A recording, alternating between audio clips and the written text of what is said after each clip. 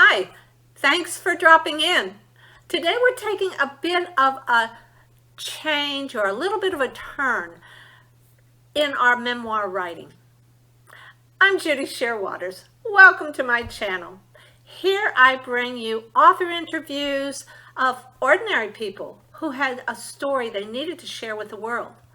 I also bring you short little writing prompts so you can get your own stories, your own brain going, so that you can write your stories down for your generations to come. Because you know what? You have a story to tell. Let me help you tell it. So today, I was thinking we would talk about diaries and journals. Yes, they are not memoir per se. However, when you think of the Diary of Anne Frank, that was a memoir.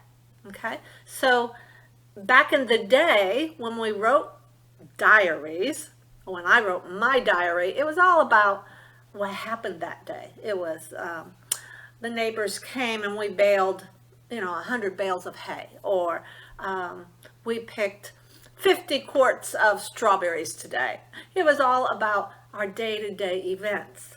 Well, today, I think a lot of people have gotten away from the diary writing and have gone into journaling. Journaling creates or allows you to bring a little more emotion into it. So one of the best ways to get started journaling is to start with a quote. Many times when I journal, if I just don't have anything in my brain, which is quite often, I'll select a verse from the Psalms or from Proverbs or anywhere else in the Bible that I've read that week or whatever, and put that at the top of my page. And then I write about my day in relationship to that quote. Or you can go to Google, and Google search finds you everything and anything you'd ever want, but you would go in there and just search for inspirational quotes. I found a site this morning that has over 66,000 inspirational quotes. You'll be writing a long time if you go there.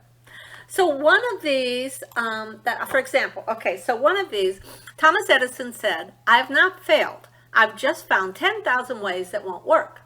Okay.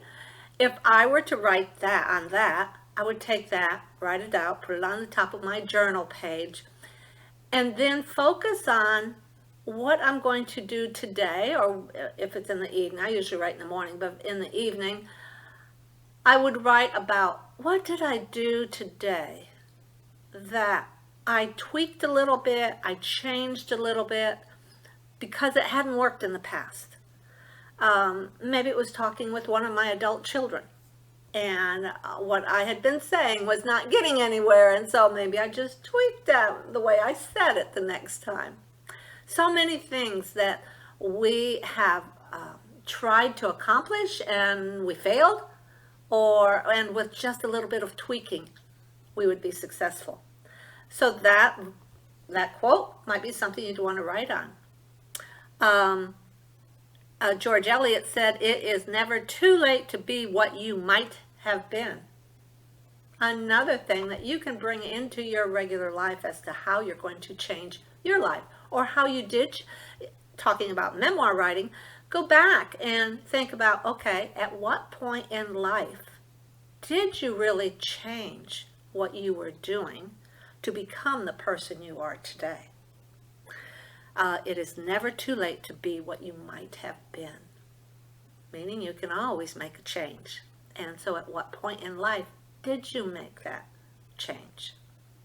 So those are two different ways that you can start journaling. And I've heard it said, I don't know if it's 7 days or 14 days after doing something for so many days, it's a habit. Back in high school, not many of my high school students were excited when I said, "Hey, we're going to do another essay." Yeah, high school, it just wasn't there. I loved writing from day one, from first, second grade. I loved to be creative in my writing, but not many people, or not many of my students, really had that joy of writing that I did. I had a few, and they were wonderful.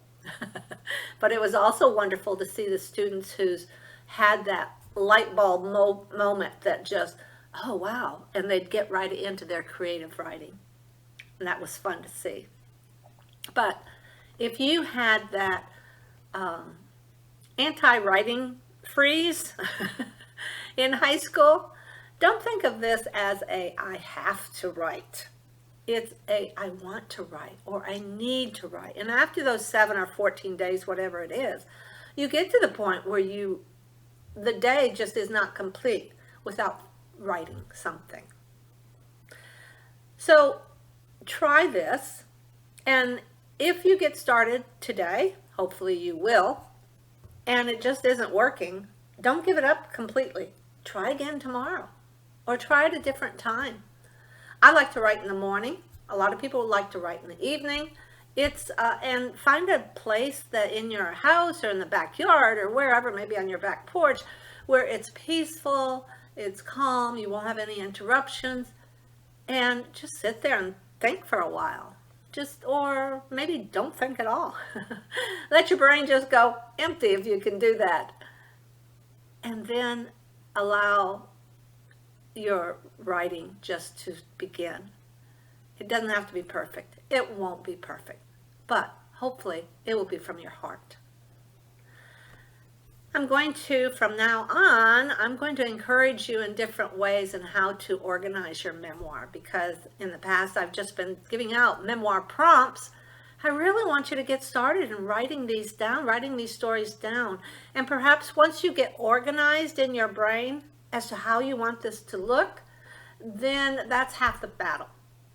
So I do hope that you take this challenge and get started writing. Started journaling. A journal about your memoirs as related to a quote, perhaps, or a Bible verse. Hopefully that will get your writing started, and it will be enjoyable for you and for your generations to come. So until next time, I'm Judy Shearwaters. You have a story to tell, so let me help you tell it.